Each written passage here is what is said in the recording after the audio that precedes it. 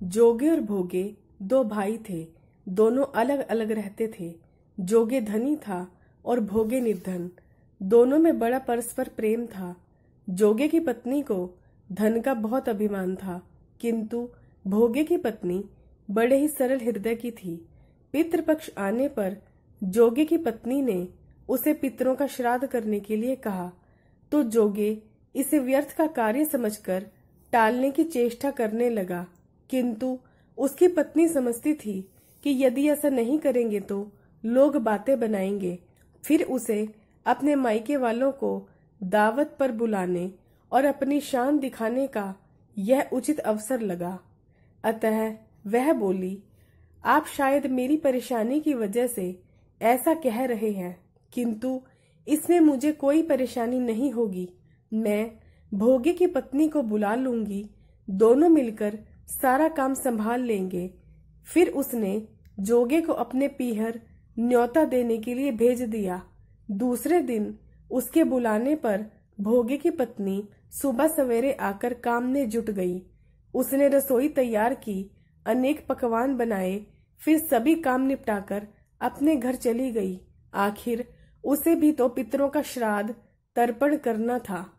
इस अवसर पर न जोगे की पत्नी ने उसे रोका और न वह रुकी। शीघ्र ही दोपहर हो गई। पितर भूमि पर उतरे।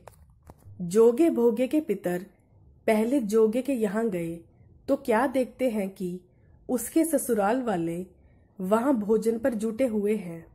निराश होकर वह भोगे के यहाँ गए। वहां क्या था, मात्र पितरों के नाम पर अंगियारी दे दी गई थी। पितरों ने उसकी राख चाटी और भूखे ही नदी के तट पर जा पहुंचे। थोड़ी देर में सारे पितर इकट्ठा हो गए और अपने अपने यहाँ के श्राद्धों की बड़ाई करने लगे। जोगे भोगे के पितरों ने भी अपनी आप बीती सुनाई। फिर वह सोचने लगे कि अगर भोगा समर्थ होता तो शायद उन्हें भूखा न रहना पड़ता, मगर भोगे के घर तो 2 जून की रोटी भी खाने को नहीं थी। यही सब सोचकर उन्हें भोगे पर दया आ गई। अचानक वह नाच नाच कर गाने लगे, भोगे के घर धन हो जाए, भोगे के घर धन हो जाए। सांझ होने को हुई। भोगे के बच्चों को कुछ भी खाने को नहीं मिला था। उन्होंने माँ से कहा, भूख लगी है। तब उन्हें टालने की गर्ज से भोगे की पत्नी ने कहा, जो आंगन में होदी में ओदी रखी है उसे जाकर खोल लो और जो कुछ मिले बांटकर खा लेना। बच्चे वहां पहुंचे तो क्या देखते हैं कि होदी तो मोहरों से भरी पड़ी है। वह दौड़े दौड़े माँ के पास पहुंचे और उसे सारी बात बताई। आंगन में आकर भोगे की पत्नी ने यह सब कुछ देखा तो वह भी हैरान रह गई।